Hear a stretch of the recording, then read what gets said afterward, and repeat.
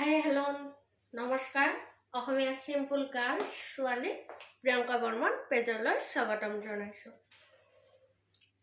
Tech আৰু struggle মানুহৰ এতিয়া পঢ়া শুনা ল'ৰা ছোৱালীবিলাক এক্সাম আহিব টাইম হ'ল ঠাণ্ডাৰ দিনত যেতিয়া লেপৰ উমটো সিহঁতে এৰি আহিব নিবিচাৰে তেতিয়া পঢ়া বা সিহঁতৰ পঢ়া ক্ষতি হয়। কিন্তু সিহঁতে এটাই মনোযোগ দিব লাগিব, লেপখন দলিয়াই দি 5 বজাত পঢ়িব লাগিব, তেতিয়াহে সিহঁতে পৰীক্ষাত কিছুমান ছেটিছফাইজ কৰিব পাৰিব। আৰু 2 নম্বৰ মোবাইল ছেটিছফাই কৰিব নোৱাৰিলে, ষ্ট্ৰাগল নহ'লে মানুহে কেতিয়াও ভাল ফলাফল কৰিব নোৱাৰে। তুমি ভাবিবা মোবাইলৰ প্ৰতি ধ্যান, পঢ়াটো ইম্পৰ্টেণ্ট, কোনোবাই লাইক কৰিলে নেকি, কোনোবাই লাভ লেক্স কৰিলে নেকি, সেইটো নহয়। তুমি মোবাইল চাবা, মোবাইল চোৱাৰ সময়ত মোবাইল চাবা, কিন্তু পঢ়াৰ টাইমটো যদি এতিয়া ভালকৈ নপঢ়া তুমি কেতিয়াও পঢ়া লাইফটো ঘূৰাই কেতিয়াও নোপোৱা। ঠিক তেনেদৰে অযোধ্যাক ৰাৱণে বিয়া কৰাইছিল।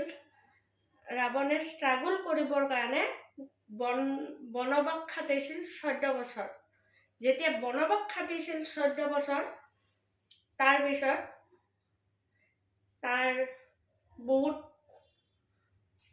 সৈনিকবিলাক আছিল, কিছুমান মানুহ আছিল, কিন্তু তাৰপিছত যেতিয়া সি অযোধ্যাত গ'ল তেতিয়া মায়েকক কৈছিল, মাতৃক কৈছিল, মা তুমি মহান, তোমাৰ কাৰণে আজি মই ষ্ট্ৰাগল কৰিলোঁ। ঠিক সেনেকুৱা লাইফত ধৰি লোৱা মেক্সিমাম ল'ৰা ছোৱালী আজি গৰম, আজি কলেজ নাযাওঁ, স্কুল নাযাওঁ, সেইটো নহয়।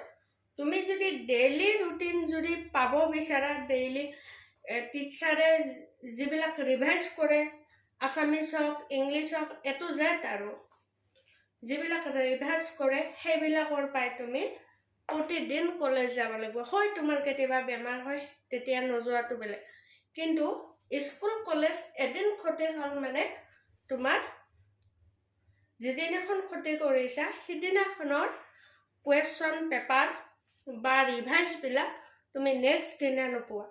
হয় তোমাক লগৰবিলাকে প্ৰশ্ন উত্তৰৰ কুৱেশ্যনবিলাক দিব, কিন্তু ছাৰ বা মেমে কি বুজাইছে সেইটো তুমি নোপোৱা।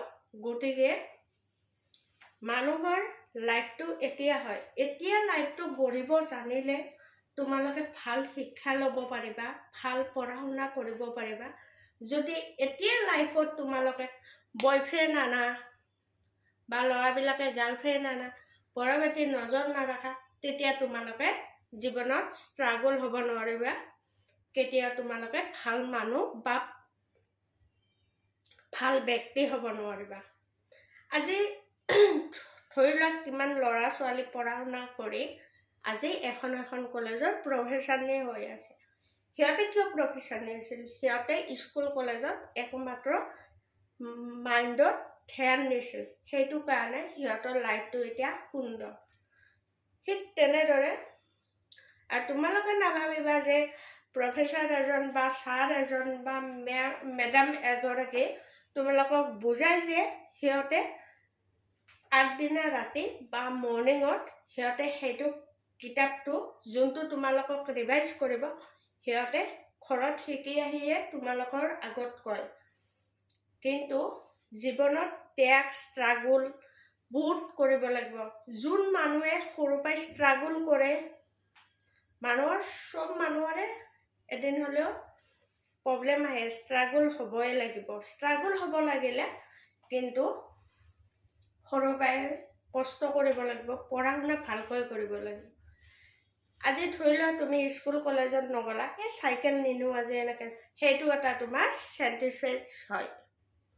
কিন্তু সেইটো নকৰি তুমি এনেকৈ ভাবিব লাগিব, চাইকেল লৈ গ'লে মই 15 মিনিটত পাম, কিন্তু পেডেল গ'লে মই বা খোজকাঢ়ি গ'লে মই আধা ঘণ্টা 45 মিনিট যাব। তেতিয়া তোমাৰ লছ হ'ল। তুমি যদি চাইকেল থাকিলে হয় তুমি 15 মিনিটত যাব পাৰিলা। সেইটো কাৰণে পঢ়াৰ লাইফত অন্য মনোযোগ কেতিয়াও নিদিবা, পঢ়াটো পঢ়া। আৰু এতিয়া আজিকালি নৱপ্ৰজন্মৰ মাজত মানে মোবাইলটো ইম্পৰ্টেণ্ট হৈ গৈছে। কলেজ লাইফত যোৱাতে মোবাইল, ধৰি লওক মেট্ৰিকত ভাল ৰিজাল্ট কৰিছে, ক'ব ঘৰৰ মানুহক এটা মোক ভাল ফোন দিবি, বা ঘৰৰ মানুহে ক'ব তই যদি মেট্ৰিকত ভাল ৰিজাল্ট এটা কৰিব পাৰা ভাল এটা মোবাইল দিম। তাতকৈ মানুহে যদি এইটো কয় তই ভালকৈ মেট্ৰিক পাছ কৰ, তোক ভাল এখন কলেজত এডমিশ্যন দিম যাৰে মেট্ৰিকতকৈ আৰু ভাল ৰিজাল্ট কৰিব, সেইটো মাইণ্ডত মানুহৰ নাহে। আজিকালি ল'ৰা ছোৱালীৰ কি আৰু মোবাইলৰ এট্ৰেক্ট হয়। গুগলত কিছুমান চাৰ্চ কৰিলে কুৱেশ্যন এনচাৰ পায়, কিন্তু গুগলত চাৰ্চ কৰা বুলিকে যদি কাৰোবাৰ লগত মেছেজ কৰি কাৰোবাৰ লগত মেছেজত কথা পাতি মাক দেউতাকে ভাবিব এই গুগলত চাৰ্চ কৰি আছে, কিবা কিবি পঢ়ি আছে। কিন্তু মাক দেউতাক সদায় ওচৰত থাকিব লাগে। যেতিয়া বাচ্চা এটা পঢ়িব টাইম হয় বা ল'ৰা ছোৱালী ডাঙৰ হ'লেও এনি টাইম মাক বা দেউতাক পঢ়া টেবুলৰ কাষত বহি ৰাখিব লাগে। তেতিয়া গম পায় সি মোবাইল টিপি আছে নে সি গুগলত চাৰ্চ কৰি কুৱেশ্যন পঢ়িছে, সেইটো মাক দেউতাকে অনুভৱ কৰে। কিন্তু আজিকালি মানে কি মেক্সিমাম ল'ৰা ছোৱালী হয়, মোবাইলটো বেয়া নহয়, মোবাইলটোও ভাল।